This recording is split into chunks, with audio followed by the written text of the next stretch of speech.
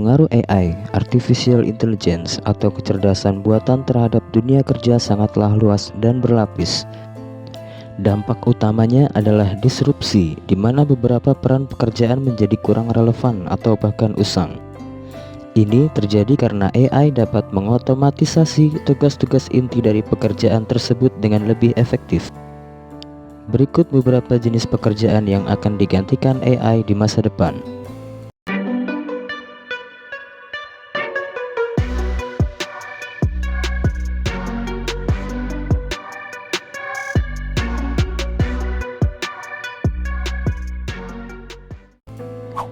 Pertama, customer service. Layanan pelanggan tingkat pertama yang berfokus pada menjawab pertanyaan umum dan menyelesaikan masalah sederhana kini banyak diambil alih oleh chatbot dan voicebot berbasis AI.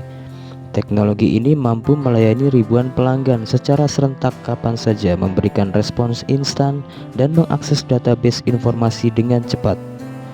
Bagi perusahaan, ini mengurangi waktu tunggu pelanggan dan memangkas biaya operasional secara signifikan, membuat peran agen manusia untuk tugas-tugas dasar menjadi kurang diperlukan. Kedua, kasir.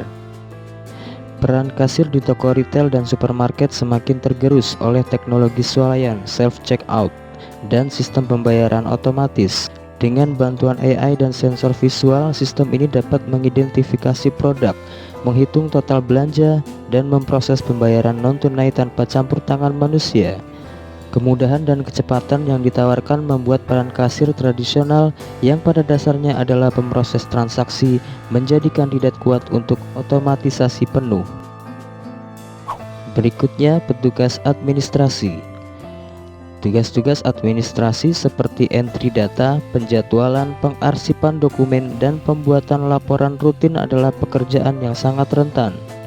Perangkat lunak AI dapat mengekstrak informasi dari email dan dokumen, mengaturnya dalam sistem, menjadwalkan pertemuan berdasarkan kalender yang tersedia, dan menghasilkan laporan performa secara otomatis. Akurasi dan kecepatan AI dalam mengelola tugas-tugas repetitif ini jauh melampaui kemampuan manusia. Keempat, telemarketer. Panggilan telepon untuk pemasaran atau survei kini dapat dilakukan oleh AI dengan sangat efisien. Sistem voicebot AI dapat melakukan ribuan panggilan secara bersamaan, menyampaikan skrip penawaran, dan bahkan merespons jawaban sederhana dari calon pelanggan. AI juga dapat menganalisis data untuk menargetkan prospek yang paling potensial, meningkatkan efektivitas kampanye tanpa memerlukan tim telemarketer dalam jumlah besar. Berikutnya, pekerja pabrik. Revolusi Industri 4.0 membawa otomatisasi ke level berikutnya di lantai pabrik. Robot yang dikendalikan oleh AI kini mengambil alih tugas-tugas perakitan, pengelasan, pengepakan, dan kontrol kualitas. Robot ini dapat bekerja dengan presisi tinggi tanpa lelah, meningkatkan output produksi dan mengurangi risiko kecelakaan kerja bagi manusia. Pekerjaan yang membutuhkan tenaga fisik berulang di jalur perakitan adalah yang paling terancam. Keenam, penulis dan pengarang konten dasar. Munculnya generatif AI seperti GPT-4 telah menjadi disrupsi besar bagi industri konten.